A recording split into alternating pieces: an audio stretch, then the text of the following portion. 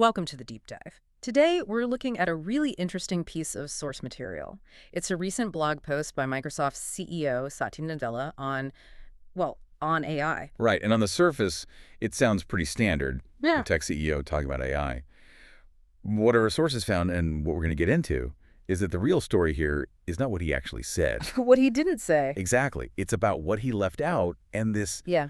really peculiar way he framed the whole thing. Okay, so let's jump right in.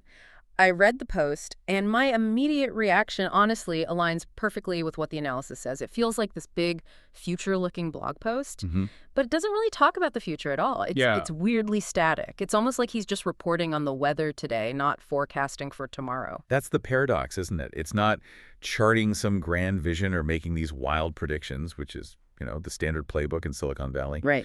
It reads much more like a confirmation of a state that's already here. It's more about, say, fixing the present than speculating on what's over the horizon. And he actually says that, in a way. He talks about moving past the whole debate of AI slop versus sophistication. Yes.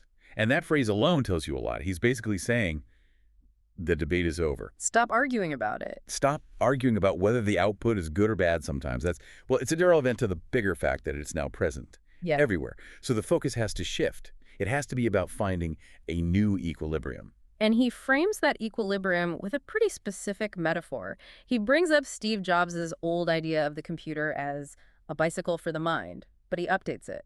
He says AI should be a scaffolding for human potential. And that word scaffolding is so crucial. A scaffolding isn't the building. It's a support structure. It's something you use because you're already building something else. So it starts from a place of assumed use, not proposed use. Precisely. And that assumption is what leads us right into what a text like this doesn't have to say. Which brings us to the core of the analysis from our sources. The argument that the sheer quantity of what is not discussed is the main signal. So let's break that down. What are the big things that are just completely missing here? There are four, really. Four huge absences, and the first one is maybe the most obvious. There is absolutely no performance boast, no technical comparison. So he's not saying our model is better than Google's or faster or bigger. Nothing. No talk about the power of any given model, no chasing benchmarks. It's as if the technical capacity has already moved past the point where it needs a sales pitch. Yeah. The conversation is just beyond that now. That's a huge shift. I mean, usually that's the first thing they lead with. What's the second absence? The second is that there's no demand for human adaptation. We are not asked to change. Wait, what? Yeah. We're not told we have to evolve or learn new skills or risk being left behind. But that's the opposite of everything we hear about AI. Every article is about reskilling, about jobs being displaced, about preparing for this massive change. I know, but that's missing here. And the logic is, if AI is just structural scaffolding, a fixed premise, then you don't really need to evaluate the human component in the same way. You don't ask the foundation of a building to evolve, right? Yeah. You just build the scaffolding around it. Okay, that's interesting. So it's a stabilization narrative, not an evolution one. What's the third thing that's missing? No dramatic futures. No utopia, no dystopia, no grand, sweeping progress narrative. The future is basically presented as just a more optimized version of right now. So no flying cars, no robot overlords. Just, better running systems. And that leads to the fourth point, which is maybe the most critical for a CEO to omit. Yeah. There is no distinction made between winners and losers. No competition. The entire competitive story is just neutralized. Wow. Okay, so if it's not about being the best, not about humans needing to change, and not about some big future, what is it about? What's filling that void? It's focused on the underlying assumptions, the premises. The text is written as if certain things are already true for everyone. That AI is a premise, and our job now is not to judge it, not to decide if it's good or bad. Our job is what, then? To arrange the pieces. We're arrangement and design subjects. We work with the parts that are already on the board. That brings us to the tone of the piece, the rhetoric, because that's what really felt different to me. It's not trying to persuade you of anything. It isn't. It's not a sales pitch. All those standard rhetorical tools, they're gone. He's not actively trying to sell a viewpoint. The main ideas are just presented as facts. And there's no call to action, right? Not for the public. He's not saying go out and do this or prepare for that, which I have to admit made me a little skeptical. If the decision is already made, why write the blog post? Doesn't publishing it mean you're still trying to convince someone? That's a great question, and it gets to the heart of what this document actually is. Because you're right, no choice is being offered to the public. That ship has sailed. But a confirmation is needed. A confirmation for who? For the stakeholders already operating inside the system. A confirmation of the condition. Exactly. The source material puts it perfectly. It reads less like an opinion and more like a confirmation of a condition. Statements like, AI exists everywhere. They aren't arguments. They're confirmations of things that, quote, already must be established. It's like a log entry, a public memo stating the current civilization conditions. Because if these things weren't true, the whole system would be unstable. Precisely. It's setting a baseline for customers, for developers, for everyone. It's saying, this is the world we're all operating in now, period. Okay, so this gets us to the feeling of the piece. It's weirdly calm. There's no tension. There's no fear, which is everywhere in the AI conversation. Why doesn't it feel scary? The lack of fear comes directly from how humanity is positioned in this new operating system. The key insight from the analysis is that we, as humans, are simply not being evaluated. Not being evaluated. I would think that's the biggest question in any new system. How do people measure up? But that's the shift. We're not being tested, not being placed in a competition with the AI. There's no sense of having to prove our value. The system just assumes we have inner states, theory of mind. And then it just leaves us there. It just leaves us there. But it reconfigures our role as a component that has to be protected for the whole thing to remain stable. That feels a little passive, though. Aren't we just being reduced to these states that need protection instead of being agents who are driving things? I see why it feels that way, but the analysis frames it differently. We're being positioned as the irreplaceable foundation.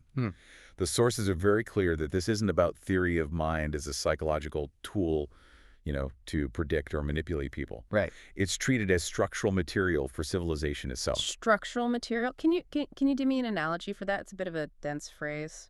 Of course. Think about like building a skyscraper. Human complexity, our intentions, our motivations.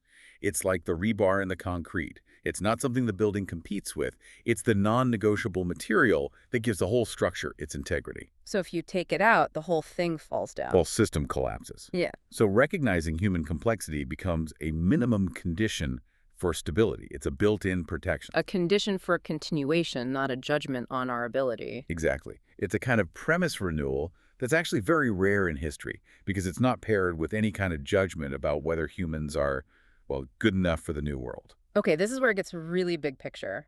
Let's connect this to that larger framework, what our sources call a Layer 5 event. Why is a subtle shift in tone in a blog post a massive historical event and not just, clever marketing?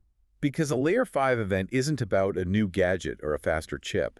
It's the moment when one of the fundamental operating conditions of civilization becomes, irrevocably fixed.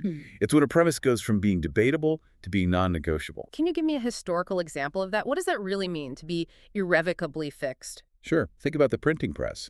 That wasn't just a new machine. It was a Layer 5 event because it irrevocably fixed the premise that information could be distributed without a central authority, like a king or a church, controlling it. Ah, I see. The premise of decentralized knowledge.